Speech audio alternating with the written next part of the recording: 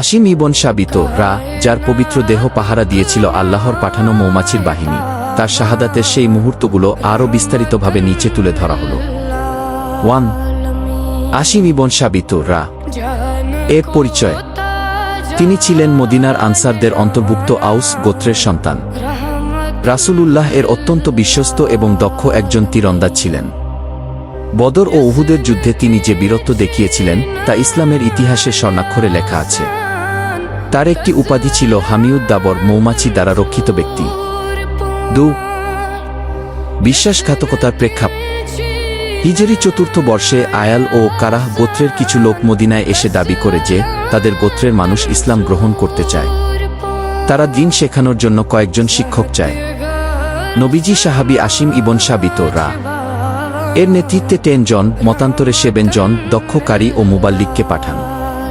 কিন্তু এটি ছিল মূলত একটি ফাঁদ। হুয়াইল গোত্র এবং সুলাফা বিনতে সাদের পুরস্কার জেতার হীন উদ্দেশ্যে এই ষড়যন্ত্র করা হয়েছিল। 3. আসিম রা এর আপসহীন সিদ্ধান্ত। শত্রুরা যখন বীরে রাজি নামক স্থানে তাদের ঘিরে ফেলে, তখন তারা প্রতিশ্রুতি দিয়েছিল যে আত্মসমর্পণ করলে কাউকে হত্যা করা হবে না। কিন্তু আসিম রা জানতেন যে কাফিরদের প্রতিশ্রুতির কোনো মূল্য নেই। তিনি যে শপথ করেছিলেন তা ছিল ঐতিহাসিক। আমি জীবনে কখনো কোনো মুশরিককে স্পর্শ করিনি এবং কোনো মুশরিকও যেন আমাকে স্পর্শ না করে। কি তিনি বীরত্বের সাথে যুদ্ধ করে শহীদ হন। তার সাথে আরও 6 জন সাহাবী শহীদ হন এবং 3 জনকে বন্দী করা হয়, যাদের মধ্যে খাব্বাব ইবন আদিরা অন্যতম। 4. অলৌকিক সুরক্ষা, মৌমাছির বাহিনী। আসিম রা শহীদ হওয়ার পর কুরাইশদের প্রেরিত লোকেরা তার মাথা কেটে নেওয়ার চেষ্টা করে। তাদের উদ্দেশ্য ছিল মক্কার সুলাফা বিনতে সাদের কাছে মাথাটি পৌঁছে দিয়ে 100 উট পুরস্কার নেওয়া। কিন্তু কুদরত দেখুন, বোলতা ও মৌমাছির বেষ্টনী।